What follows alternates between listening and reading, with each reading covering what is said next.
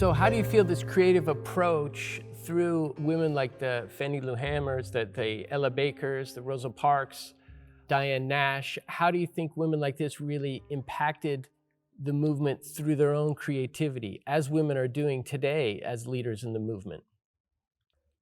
Well, for one thing,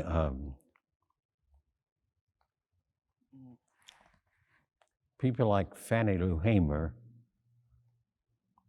and Rosa Parks and any number of other black women took the brunt of the racism in places like Jackson, Mississippi, or Chicago, and or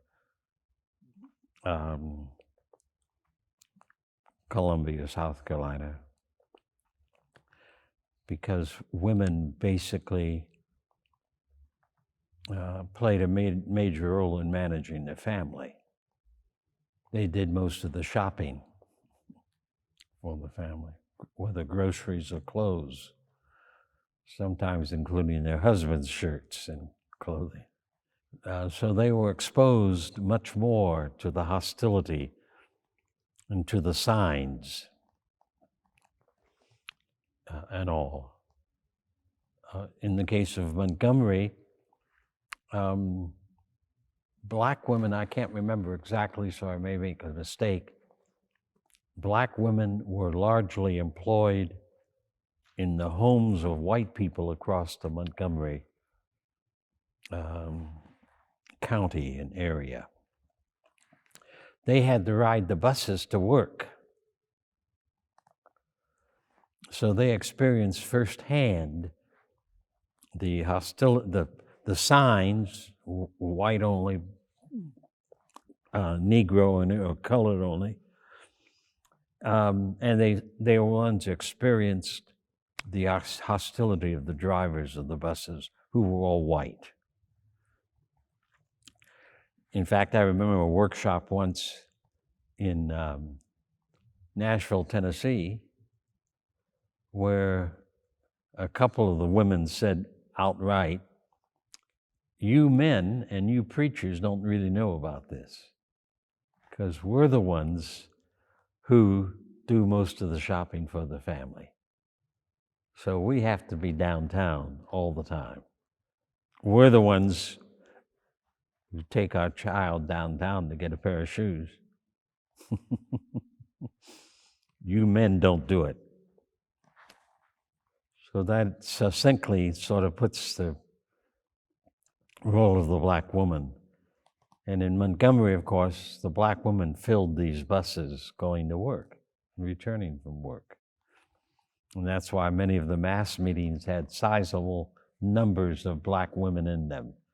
The cooks and the bakers and the nannies and the maids came to those meetings because they were prepared to see their treatment on the buses end. So I think that's the thing to say, that and in the people you named, I would compare the people you named with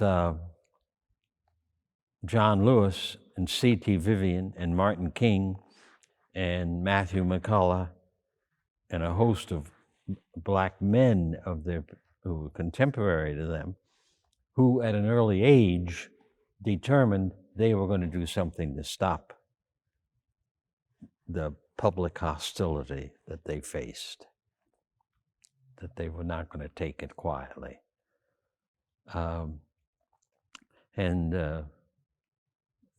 They did not know how they were going to do this, but they were convinced they were going to do something. As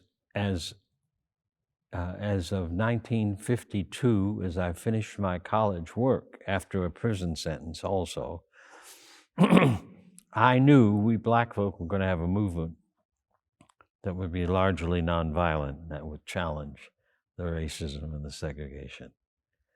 I had no idea where this would begin. I had no idea who or what, but I was persuaded after some 10 years of study of change through nonviolent philosophies, through pacifism, because the people who saved 5,000 Jews in southeast France during World War II, André Choikmy and Magna Choikmy were the lead couple. He was a Protestant pastor. They hid Jews in their barns. They adopted Jewish children. They are credited by history books as having saved some 5,000 Jewish people from the hands of the Gestapo and the SS. They mostly call themselves, the leaders mostly call themselves Christian pacifists. But André Choikmy and Magna knew enough about Gandhi to realize that they were also organizing in that fashion. Diane Nash, I know, knew as a schoolgirl, and all, that the segregation she saw and met in Chicago was wrong, and had the inkling as a fairly young person that this was something she was going to battle. So I think that kind of spirituality, where you know you're in a climate that's immoral and you're not going to take it, you're going to resist it. And in all of those cases that you've named, they resisted it at the first level. They resisted it in themselves. They themselves were not going to accept that prognosis on their lives, and they were going to live differently from that, as to the best of their ability. So it seems to me that part of the secret of the folk that you have listed and others that I've listed is that, whatever you call it, that history grabbed them, or that God grabbed them, or the Holy Spirit grabbed them at an early age and showed them, not specifically, but showed them that they did not have to they did not have to live or work under those definitions.